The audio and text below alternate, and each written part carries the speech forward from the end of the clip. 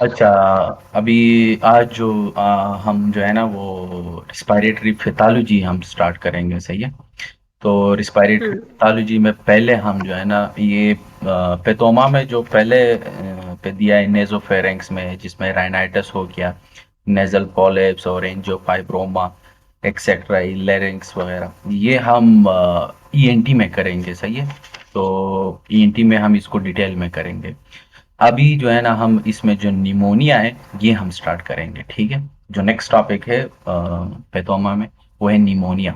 पहले हम्म। जो पांच छह वो हैं टॉपिक्स, वो हम ईएनटी में डिटेल में करेंगे, ठीक है।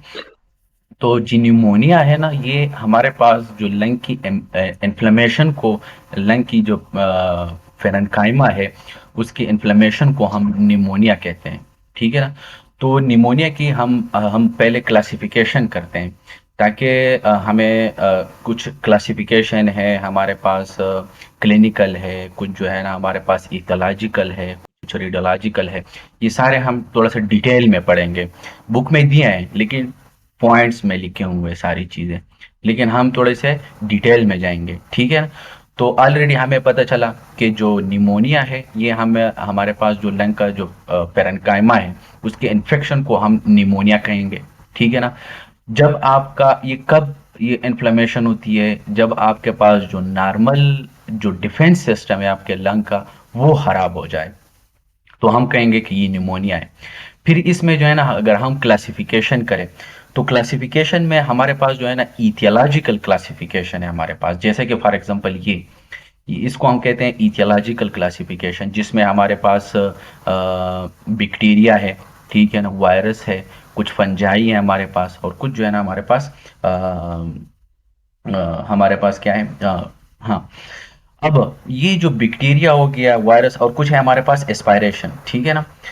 ये हमारे पास बैक्टीरिया में हमारे पास आते हैं अक्यूट और क्रॉनिक, ठीक है ना। अगर मैं सिर्फ बैक्टीरिया की बात करूं, तो बैक्टीरिया में हमारे पास एक अक्यूट बैक्टीरिया है हमारे पास, वो हमारे पास कॉज करा देते हैं निमोनिया, ठीक है ना। और कुछ है हमारे पास क्रॉनिक।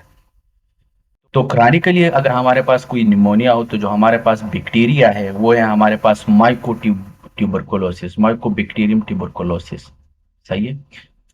तो ये बुक में नहीं है, अगर आप ये आप लोग नोट कर ले साथ में, सही है।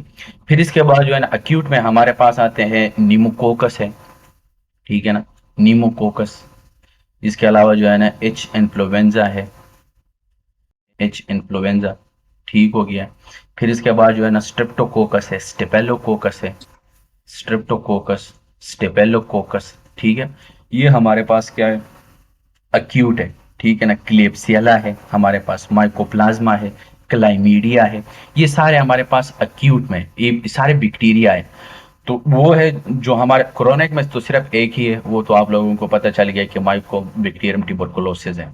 अक्यूट में हमारे पास निमोकोकस है, एच इन्फ्लुएंजा है, स्ट्रेप्टोकोकस है, स्टिपेलोकोकस है, ठीक है ना, क्लियप्सियला है, माइकोप्लाज्मा है, क्लाइमीडिया है। तो ये हमारे पास बैक्टीरिया हो गए। और जो हमारे पास वायरसेस है, वायरस में हमारे पास कुछ स्पेसिफिक है और कुछ नॉन स्पेसिफिक है। जैसे कि फॉर एग्जांपल मैं ब्लैक बोर्ड की तरफ जाऊंगा। वायरस में हमारे पास क्या है, कुछ स्पेसिफिक है और कुछ नॉन स्पेसिफिक है, ठीक है ना। तो जो स्पेसिफिक है उसमें हमारे पास ये, स्पेसिफिक का क्या मतलब होता है यहाँ पे, स्पेसिफिक का मतलब ये होता है ना कि ये जो वायरस है ना, ये निमोनिया को कास करने के नियत से ही आते हैं। इन लोगों ने जहन में रखना है कि हमने निमोनिया ही को कास करना है। तो इसमें जो हमारे पास वायरस है वो है इन्फ्लुएंजा, पारा इन्फ्लुएंजा वायरस है हमारे पास, इन्फ्लुएंजा वायरस है, ठीक है ना। पैरा इन्फ्लुएंजा वायरस है, ठीक हो गया है। फिर इसके बाद जो है ना रिस्पायरेटरी सिंसीशियम वायरस है, जो कि चिल्ड्रन में मोस्ट कॉमन है। ये एक एमसीक्यूज भी आता है, ठीक है। तो जो एमसी बच्चों में जो हमारे पास कौन सा वायरस जो है ना कॉमनली हमारे पास निमोनिया काज करवाते हैं, तो रिस्पायरेटरी सिंसीशियम वायरस है, ये रिस्पायरेटरी सिंसीशियल वायरस। ये हमारे पास स्पेसिफिक है।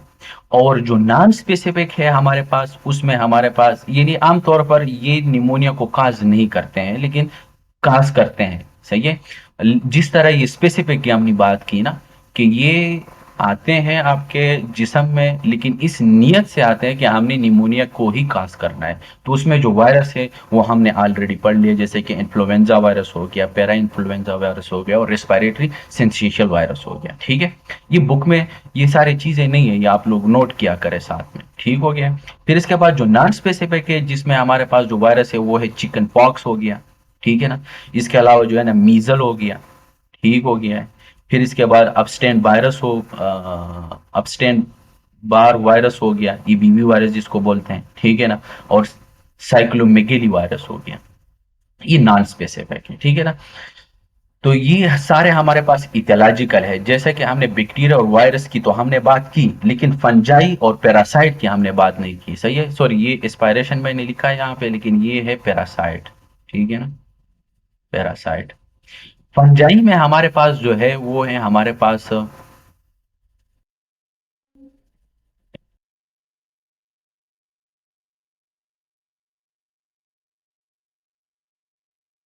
अच्छा, फंजाई में है हमारे पास क्या, कौन कौन से, कैंडिएसिस हो गया, ठीक है ना, ये फंजाई में आते हैं सारे, ठीक है ना। तो ये सारे फंजाई हैं। कैंडिएसिस हो गया, ठीक हो गया। फिर इसके बाद जो है ना अस्परजिलोसिस हो गया है, अस्परजिलोसिस कॉमनेस्ट। अगर आप लोगों से कोई पूछे ना अस्परजिलोसिस के सबसे कॉमनेस्ट जो हमारे पास पंजाई में जो निमोनिया काज करवा देता है, वो है अस्परजिलोसिस, सबसे कॉमन, ठीक है ना, मोस्ट कॉमन की अगर हम बात करें, ठीक है ना। कैंडियसिस भी करवाता है, लेकिन फंजाई में ये अस्परजिलोसिस मोस्ट मोस्ट कॉमन है, ठीक है। तो ये जहन में रखें। हिस्टोप्लाज्मोसिस है हमारे पास, ठीक है ना, हिस्टोप्लाज्मोसिस। फिर इसके बाद जो है ना ब्लास्टोमाइकोसिस, सारे पंजाई है, सही है, ब्लास्टोमाइकोसिस। फिर इसके बाद जो है ना क्रिप्टोकोसिस, CRYPTO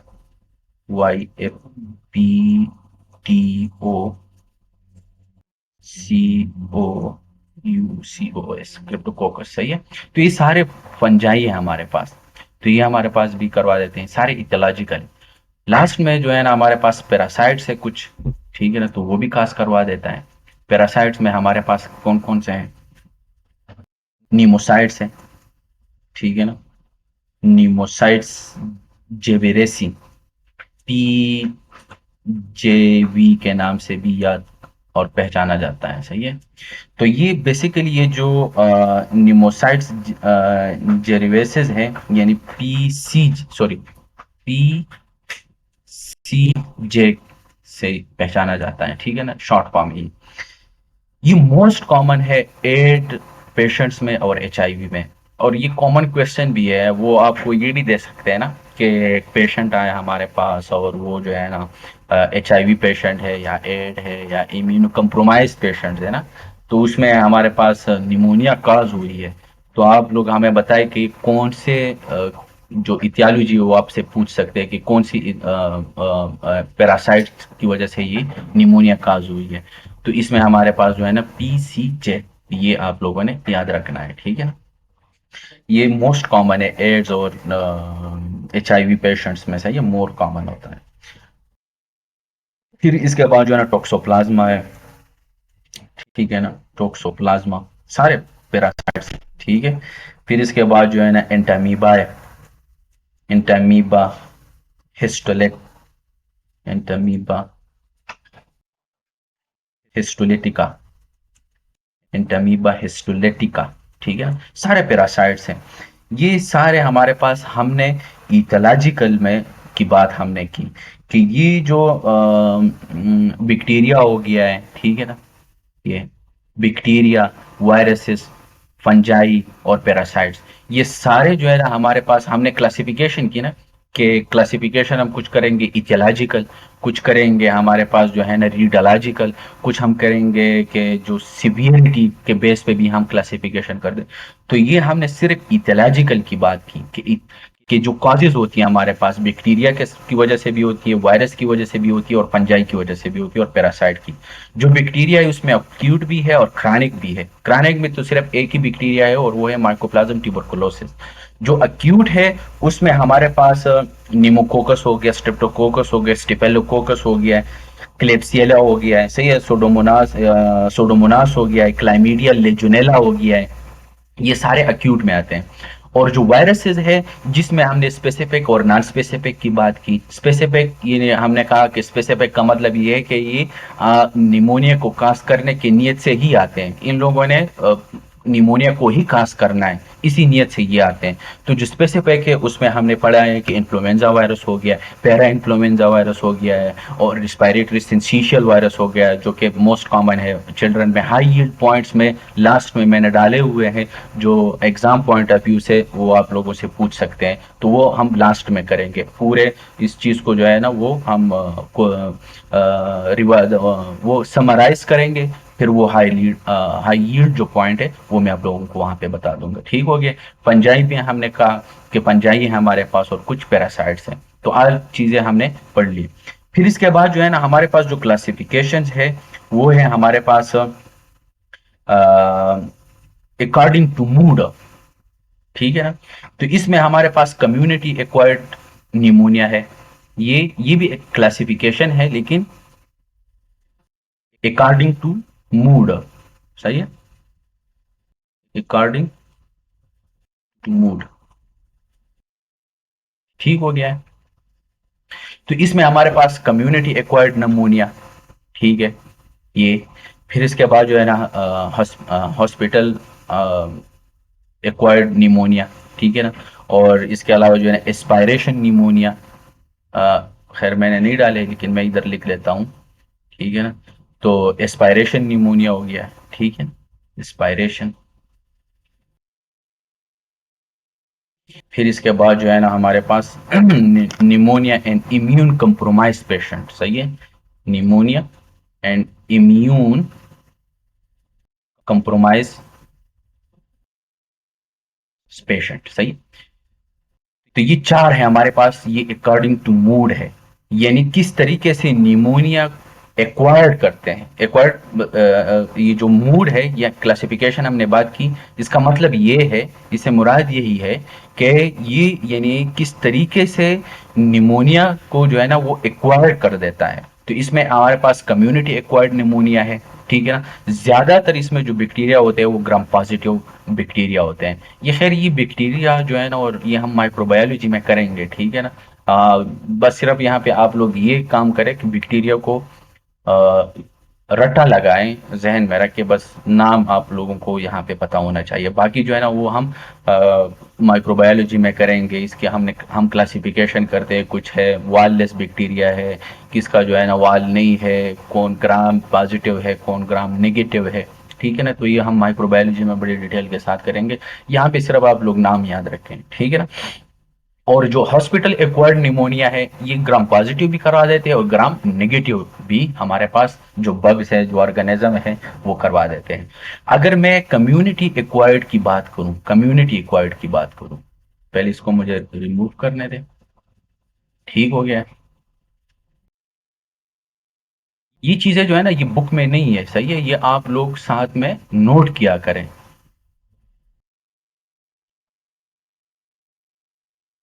हम थोड़ा सी डिटेल में ये निमोनिया को करते हैं, सही है, ताकि आप लोगों को कोई मसला ना हो इस टॉपिक में। ठीक हो गया है। कम्युनिटी एक्वायर्ड निमोनिया की अगर हम बात करें तो इसमें जो हमारे पास निमोनिया है, कम्युनिटी एक्वायर्ड निमोनिया, इसमें हमारे पास निमोकोकस है, सही है, ग्राम पॉजिटिव बैक्टीरिया है। और ये सबसे कॉमन 50% ये हमारे पास, ये बग हमारे पास इन्वॉल्व होती हैं, ये ऑर्गेनिज्म, सही है, 50% निमोकोकस हो गया। ठीक हो गया। एच इन्फ्लुएंजा, जैसे कि ऊपर हमने बात की, एच इन्फ्लुएंजा ये है 6%। ठीक है।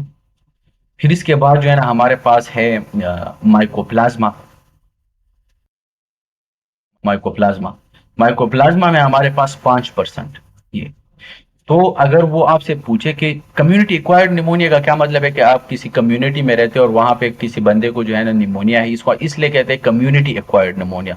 और हॉस्पिटल एक्वायर्ड निमोनिया उसको इसलिए कहते हैं क्योंकि वो आप हॉस्पिटल में आप जाएं कोई 24 आवर्स के लिए, या आप किसी पेशेंट के पास गए हो, या किसी बंदा जो है ना आपका वो बीमार हो और वो हॉस्पिटल जाते हो और वहां पे किसी बंदे को निमोनिया है, तो इसको जो है ना तकरीबन 24 घंटे लगते हैं और फिर उसके बाद जो है ना वो निमोनिया हो जाते हैं, तो इसलिए कहते हैं हॉस्पिटल एक्वायर्ड निमोनिया। ठीक है।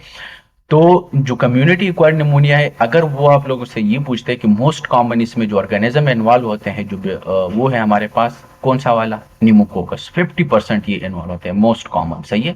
फिर इसके बाद जो है ना 6% हमारे पास इन्फ्लुएंजा है, और 5% जो है ना वो है माइकोप्लाज्मा है। ठीक है ना। बाकी जो है ना सारे 1-1% है, जो कि जिसमें हमारे पास स्टेपेलोकोकस हो गया है, सोडोमोनास हो गया है, और क्लाइमीडिया हो गया है। सही है। तो बेसिकली ये भी हमारे पास जो कम्युनिटी एक्वायर्ड निमोनिया है ना, ये बेसिकली हमारे पास जैसे हमने पढ़ा कि ग्राम पॉजिटिव जो बैक्टीरिया है हमारे पास वो करवा देते हैं, लेकिन 80% जो है ना मोस्ट कॉमनली बैक्टीरिया काज करवा देते हैं। ओनली 20% जो है ना वो हमारे पास वायरल भी करवा देते हैं। ठीक है ना। तो जहन में ये रख ले कि जो कम्युनिटी एक्वायर्ड निमोनिया है, CAP के नाम से भी जाना और पहचाना जाता है। ठीक है ना, कैप से CAP, कम्युनिटी एक्वायर्ड निमोनिया। तो बस आप लोगों को ये पता होना चाहिए कि जो कम्युनिटी एक्वायर्ड निमोनिया है, 80% हमारे पास बैक्टीरिया काज करवा देती है, 20% जो है ना वायरल है। अब उसमें निमोकोकस है, ये 50% इन्वॉल्व होता है, कि ये आके मोस्ट प्रोबेबली निमोकोकस जो है ना वो आके हमारे पास काज करवा देती है। एच इन्फ्लुएंजा है वो 6% है, माइकोप्लाज्मा है वो 5% है। ठीक है ना। तो ये सारे हमारे पास कौन से थे, कम्युनिटी एक्वायर्ड निमोनिया। और हॉस्पिटल एक्वायर्ड निमोनिया में हमारे पास जो है ना वो है हॉस्पिटल एक्वायर्ड निमोनिया में हमारे पास जो बैक्टीरिया, और जो हमने कहा ना कि पॉजिटिव भी करवा देते हैं और निगेटिव भी करवा देते हैं, तो उसमें हमारे पास जो है ना वो है सीडोमोनास हो गया है। सही है। सीडोमोनास हो गया है। फिर इसके बाद जो है ना इकोलाई हो गया है। ठीक है ना, इकोलाई। इसके अलावा जो है ना क्लिप्सियला है। ठीक है ना। और मेथिसलीन रेजिस्टेंस मरसा जिसको बोलते हैं, मेथिसलीन resistance step aureus मरसा, मेथिसलीन resistance step aureus. सही है। ये हमारे पास हॉस्पिटल एक्वायर्ड निमोनिया है। ठीक हो गया। फिर इसके बाद जो है ना हमारे पास जो थर्ड है वो है हमारे पास एस्पायरेशन निमोनिया, जैसे कि हमने यहाँ पे पढ़ा है। ठीक है ना। कम्युनिटी एक्वायर्ड निमोनिया हो गया है हमारे पास, हॉस्पिटल एक्वायर्ड निमोनिया हो गया है, और इसके बाद जो है ना हमारे पास जो थर्ड है वो है एस्पायरेशन निमोनिया। फिर हम लास्ट में इम्यूनो कंप्रोमाइज वाले भी करेंगे। सही है। तो अगर मैं इसकी बात करूं, क्या नाम है इसका, एस्पायरेशन निमोनिया की। तो जो एस्पायरेशन निमोनिया है उसमें हमारे पास जो बग्स इन्वॉल्व है वो है हमारे पास, ये नहीं, हाँ, एस्पायरेशन से ये मुराद है कि आप एक चीज को जो है ना वो एस्पायर कर दे देते हो। ठीक है ना, वो अंदर आपके लंग्स में चला जाते हैं। लेकिन इसके लिए आप लोगों को ये पता होना चाहिए कि जैसे कि हम जब सोते हैं तो सोते वक्त हम बहुत सारा फ्लूइड जो है ना वो एक्सपायर कर देते हैं। ठीक है ना। तो इसका मतलब ये है कि वो तो हमें निमोनिया काज नहीं करवाता है, लेकिन यहाँ पे एस्पायरेशन निमोनिया काज करने के लिए जो फ्लूइड आप एस्पायर कर देते हो वो मोर देन 50 ml होना चाहिए, तब जाके आपके पास ये एस्पायरेशन निमोनिया हो सकता है, अदरवाइज नहीं। नहीं तो नॉर्मली एक बंदा है, जब हम सोते हैं तो सोते वक्त हम तो एस्पायर कर देते हैं। ठीक है ना। तो इसका तो ये मतलब नहीं है कि हमें जो है ना एस्पायरेशन निमोनिया हो जाए, लेकिन एस्पायरेशन निमोनिया को काज करने के लिए ना दो चीजें हमें पता होना चाहिए कि ये होगा, ये हो तो फिर एस्पायरेशन निमोनिया हमारे पास आ जाएगी। वो कौन कौन से है, एक ये कि जैसे कि मैंने पहले बताया कि आपके पास जो फ्लूइड होगा वो 50 ml से ज्यादा हो, तो तब जा आप एक्सपायर कर देते हो, तो तब जाके ये आपके पास एस्पायरेशन निमोनिया काज करवा देते हैं। और दूसरा ये है कि जो पीएच है वो ज्यादातर एसिडिक हो, जैसा कि लेस देन 2.4 हो, तो तब जाके आपके पास एस्पायरेशन निमोनिया हो सकता है। ठीक है ना? जैसे कि इसमें जो जिसका जो रिस्क फैक्टर है ना एस्पायरेशन निमोनिया का, ये मोस्टली हमारे पास जो स्ट्रोक वाले पेशेंट होते हैं जो बेड पे लेटे रहते हैं, क्योंकि वो स्ट्रोक हुआ होता है, वो सही आपका जो लम्स लिम्स वगैरह है, और ये जो अपर लिम्स हो गया, लोअर लिम्स हो गया, आप सही तरीके से मूवमेंट नहीं कर सकते हो, बेड पे लेटे रहते हो ना, तो उसमें हमारे पास ये एस्पायरेशन निमोनिया है। ठीक है ना? उसमें ये इसका एक रिस्क फैक्टर ये भी है।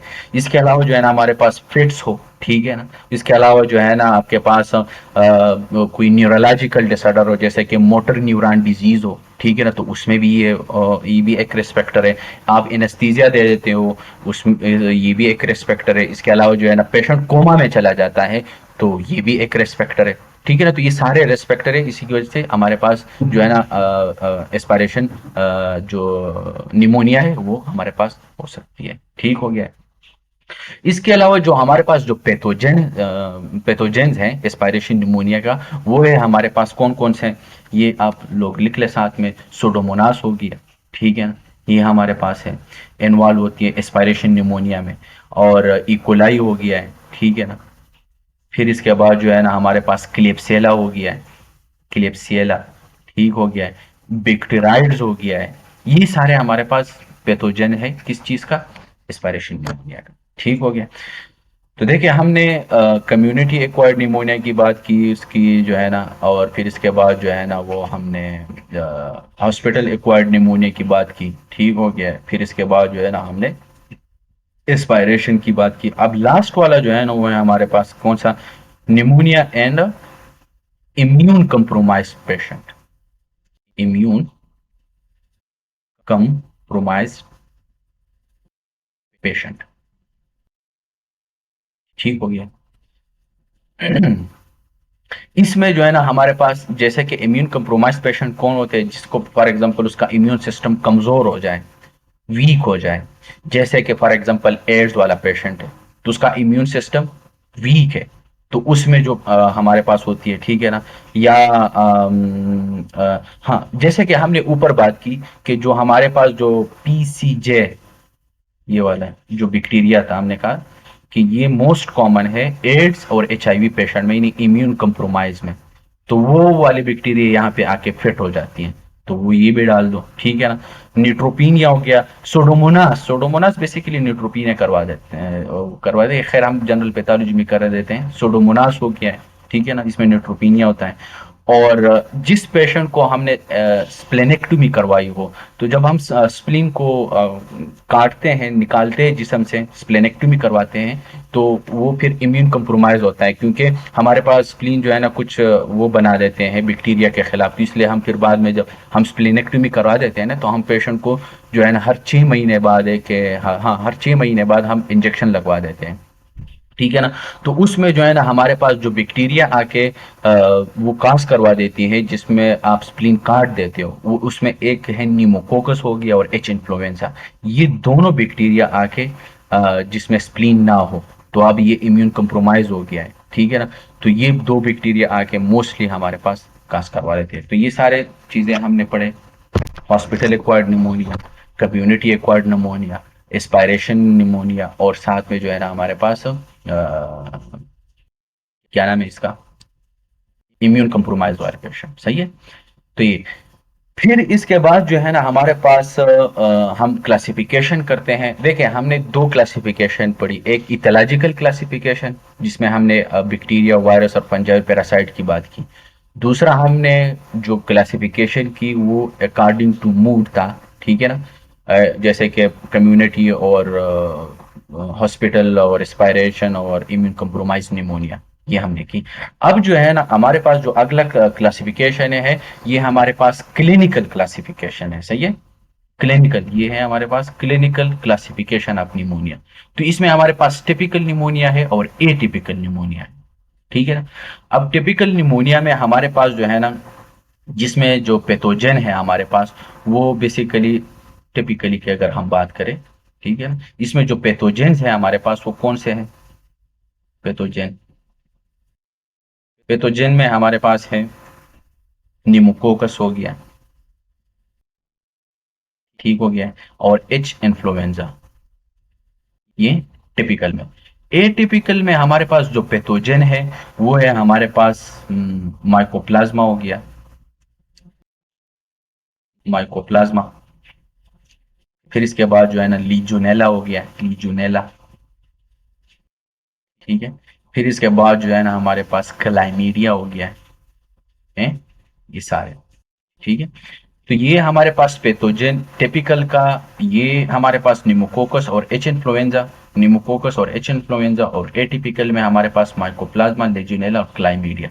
ठीक है ना, ये हमारे पास। इसमें जो क्लिनिकल फीचर्स, अगर मैं टिपिकल की बात करूं, टिपिकल की अगर क्लिनिकल फीचर्स मैं देखूं, तो इसमें जो है ना, क्योंकि ये टिपिकल है, तो इसमें जाहिर सी बात है हमारे पास हाई ग्रेड फीवर होगा। ठीक है ना, हाई ग्रेड फीवर होगा, प्रोडक्टिव कफ होगा, यानी स्पूटम, डिस्पनिया और pleuritic chest pain which increase inspiration. Patient आपको यही बताएगा, यही कंप्लेन करवाएगा कि जब मैं सांस ले लेता हूँ तो हम मुझे ना प्लोरेटिक चेस्ट पेन होते हैं। अब ये जो प्लोरेटिक चेस्ट पेन है ना, ये आप ऐसा ना हो कि आप लोग इसको कंफ्यूज कर लो एम आई हार्ट से रिलेटेड पेन के साथ। मैंने पहले आप लोगों को बताया था कार्डियोलॉजी में कि जो हार्ट जो पेन होता है ना, ये हमारे पास प्लोरेटिक चेस्ट पेन अगर आपको बताए तो ये कार्डिक से रिलेटेड नहीं है, ये कोई लंग्स में हमारे पास कोई मसला है, जैसे कि नमोनिया। हमने एग्जांपल भी दी थी वहां पे। ठीक है ना। तो मैंने कहा था कि जो कार्डिक पेन होगा वो हेवी पेन होगा, वो पेशेंट आपको बताएगा कि मुझे किसी ने ऊपर जो है ना मेरे सीने पे कोई बैठा हुआ है। ठीक है ना, तो वो हमारे पास कार्डिक पेन है। तो ऐसा ना हो कि वहां पे आप लोगों को चेस्ट पेन दे और आपके जहन सीधा कार्डिक के पास चला जाए। अगर उन लोगों ने प्लोरेटिक चेस्ट पेन दिया है तो इसका मतलब है कि लंग्स में मसला है, हमारे पास हार्ट ठीक है। ठीक है। लेकिन फिर भी हम ईसीजी करवा देते हैं, वो खैर हमने ऑलरेडी वो सारी चीजें हमने कार्डियोलॉजी में पढ़ी है। ठीक है। तो क्लिनिकल फीचर में वही चीजें हैं, हाई ग्रेड फीवर होगा, कफ होगा, डिस्पनिया होगा, डिफिकल्टी इन ब्रीदिंग होगा, प्लोरेटिक चेस्ट पेन है, स्पेशली ड्यूरिंग इंस्पायरेशन। ठीक है। तो ये हमारे पास सारे टिपिकल निमोनिया की यहाँ क्लिनिकल फीचर है। और अगर मैं एटिपिकल की बात करूं, इसका जो क्लिनिकल फीचर्स है हमारे पास, ये दो तरीकों से प्रेजेंट होगा हमारे पास एटिपिकल निमोनिया की अगर हम बात करें। तो ये दो तरीकों से प्रेजेंट होगा। दो तरीके वो कौन कौन से हैं, दो तरीके वो आप लोगों ने जहन में रखने हैं। ठीक है ना। वो ये है, पहला, पहला नंबर पे आप लोगों को इसी तरीके से वो प्रेजेंट करवाएगा कि हमारे पास जो डिग्री ऑफ लंग इन्वॉल्वमेंट है डू नॉट कोरिलेट क्लिनिकली। इसका क्या मतलब है कि हमारे पास जो लंग है वो इन्फेक्टेड है, बहुत ज्यादा इन्फेक्टेड है, लेकिन पेशेंट जो है ना वो टॉक्सिक नहीं है। इसका यही मतलब है। सही है। तो डिग्री आप लिख लेगी, सही है, degree of lung involvement do not correlate clinically. ठीक हो गया है। इसका मतलब यही है कि आपका लंग बहुत ज्यादा इन्फेक्टेड है लेकिन पेशेंट टॉक्सिक नहीं है, इसका मतलब यही है। ठीक है। अब एक तो इसी तरीके से प्रेजेंट करवाएगा। दूसरा, दूसरा है हमारे पास कि हमारे पास जो presence of extra pulmonary features, यानी साइंस होंगे हमारे पास एक्स्ट्रा पल्मोनरी साइंस। वो कौन कौन से है एक्स्ट्रा पल्मोनरी साइंस, जैसा कि हेडेक हो गया। ठीक है। हेडेक, माइल्जिया हो गया। माइल्जिया का क्या मतलब है? मायो मीन्स मसल, एल्जिया मीन मतलब मसल पेन। ठीक है ना। आर्थरेल्जिया हो गया है। आर्थरी का मतलब होता है आर्थराइटिस से निकला हुआ है, जॉइंट्स। सही है। आर्थरेल्जिया यानी जॉइंट पेन, माइल्जिया। ठीक है ना। इन नॉन पल्मोनरी फीचर्स है। सही है, साइंस है हमारे पास। Nausea, vomiting, diarrhoea, nausea, vomiting, diarrhoea. ठीक है ना। ये हमारे पास सारे जो है ना एक्स्ट्रा पल्मोनरी साइंस है हमारे पास के, ये आपके पास प्रेजेंट होंगे। तो ये दो तरीकों से आपको प्रेजेंट करवाएगा। ठीक हो गया। फिर इसके बाद जो है ना हमें कैसे पता चलेगा अन एग्जामिनेशन पे अगर हम बात करें, कि ये टिपिकल है कि ए टिपिकल है, ठीक है ना। तो ये दो बातें आप लोग जहन में रखें, सही है, ये बहुत अहम है।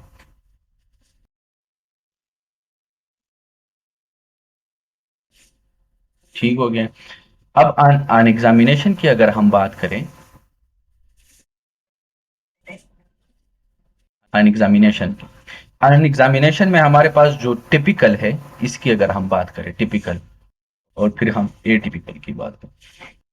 टिपिकल में हमारे पास ये है कि ये दो क्लिनिकल साइंस जो है ना वो आपको चाहिए, तो फिर ये टिपिकल है, सही है। वो दो क्लिनिकल साइंस कौन कौन से है, जैसे कि हमारे पास एक है ब्रोंकियल ब्रीदिंग, सही है, ब्रोंकियल ब्रीदिंग, और दूसरा जो है ना वो है हमारे पास कोर्स क्रेपिटेशन।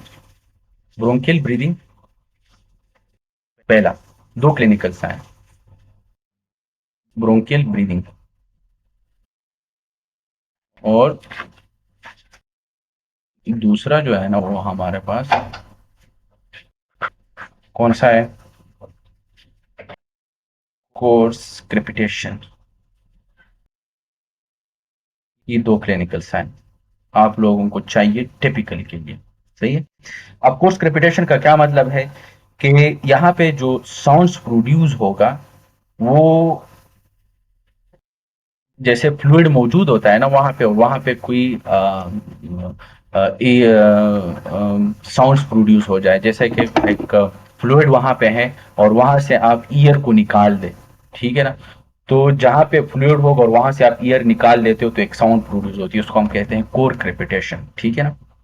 तो ये हमारे पास यहाँ पे भी यही क्लिनिकल साइंस इसके लिए भी जरूरी है, सेम, ठीक है। लेकिन फर्क ये है कि यहाँ पे डब्ल्यूबीसी बहुत ज्यादा होगा, अगर आप इसके ब्लड चेक करेंगे ना तो डब्ल्यूबीसी बहुत ज्यादा होंगे, जबकि यहाँ पे डब्ल्यूबीसी आपको नॉर्मल मिलेंगे, ठीक है। तो ये है हमारे पास क्लासिफिकेशन हमने बात की, सही है। तो देखिए हमने क्लासिफिकेशन में हमने इथोलॉजिकल की बात की, फिर इसके बाद जो है ना वो जैसे कि पैथोजन जो वगैरह हमारे पास इन्वॉल्व थे, बैक्टीरिया, वायरस, पैरासाइट, फंजाई। फिर इसके बाद जो है ना हमने एक मूड के अकॉर्डिंग टू मूड हमने क्लासिफिकेशन की, जैसे कि कम्युनिटी, हॉस्पिटल, और एस्पायरेशन, और इम्यून कम्प्रोमाइज। और ये भी जो तीसरा हमने की, ये हमने क्लिनिकल मैनिफेस्टेशन के बारे में हमने बात की, ठीक है। फिर इसके बाद जो है ना रेडियोलॉजिकल है हमारे पास। देखिए टिपिकल निमोनिया में वही है ना, फीवर, कफ, मेलेस, ठीक है ना, फ्लूरेंट स्पूटम, चेस्ट पेन, सही है।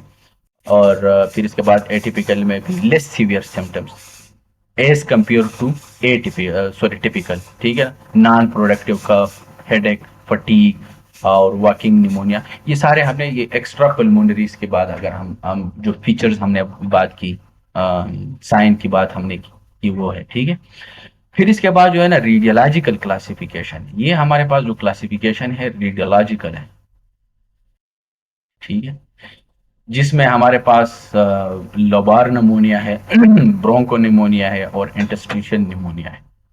लोबार का मतलब यही है ना कि आपके पास पूरा एक लोब जो है ना वो इन्वॉल्व होता है, जैसे कि फॉर एग्जांपल आपके हमने पढ़ा था ना कि आपके पास सॉरी, ये आपके पास लंग है, ठीक है। तो इसमें हमने कहा था कि एक अपर लोब है, एक मिडल है, और एक लोअर है, ये तीन लोब है ना। राइट में तीन है, लेफ्ट में दो है, ठीक है। तो इस लोबार का मतलब ये होता है ना कि इसमें ये पूरी जो है ना ये लोब इसमें इन्वॉल्व होता है, इसलिए इसको कहते हैं लोबार निमोनिया, ठीक है। हाँ, तो हम लोबार निमोनिया की बात करेंगे, ब्रोंको निमोनिया की, और इंटरस्टिशियम निमोनिया की हम बात करेंगे। लोबार निमोनिया में हमारे पास ना कंसोलिडेशन होती है एंटायर लोब की, ठीक है। अगर फॉर एग्जांपल जैसे कि मैंने ऊपर आप लोगों को बताया कि आपके पास लंग है, ठीक है, तो इसमें एक एंटायर लोब होती है और उसमें कंसोलिडेशन होती है। कंसोलिडेशन का क्या मतलब होता है, कंसोलिडेशन का मतलब होता है कि आपके पास जब कोई एयर फ्लूइड मौजूद हो, ठीक है ना, इन्फ्लेमेटरी फ्लूइड मौजूद हो, तो लंग्स में, इसको हम कहते हैं कंसोलिडेशन, ठीक है। फिर इसके बाद जो है ना यूजुअली बैक्टीरियल, जैसे कि हमने ऊपर ही क्लासिफिकेशन की, ठीक है ना, और मोस्ट कॉमनली इसमें जो बैक्टीरिया इन्वॉल्व होते हैं वो है एस निमोनियाई, स्ट्रेप्टोकोकस निमोनियाई, सही है 95%। फिर इसके बाद जो है ना क्लेप्सियला निमोनिया, ठीक है ना। काजेज वही है, ग्रुप में ये टेबल दिया हुआ है, ठीक है ना। स्ट्रेप्टोकोकस निमोनियाई, ठीक है ना, most common community acquired pneumonia, already हमने ये चीजें को एक्सप्लेन किया है, ठीक है ना। क्लेप्सियला निमोनियाई, ठीक है ना, जो कि ज्यादातर ये अल्कोहलिक वाले पेशेंट्स में और एक्सपायर्ड कर देते हैं, जैसे कि हमने ऊपर क्लासिफिकेशन में हमने बात की, ठीक है ना। तो यहाँ पे थोड़ा सा आप लोगों को यहाँ पे समझ नहीं आएगी अगर आप लोग इस तरह डायरी की इसको पढ़ोगे। तो आप इस क्लासिफिकेशन को पहले समझे, फिर इसके बाद जो है ना आप लोगों को बैक्टीरिया की समझ आ जाएगी कि एस्पायरेशन निमोनिया में कौन कौन से थे, ठीक है ना, और इम्यून कम्प्रोमाइज में कौन कौन से थे, ठीक है, ठीक हो गया। फिर इसके बाद जो है ना ये देखें पूरा ये, ठीक है, लोब एंड है, पूरी लोब है, ठीक होगी।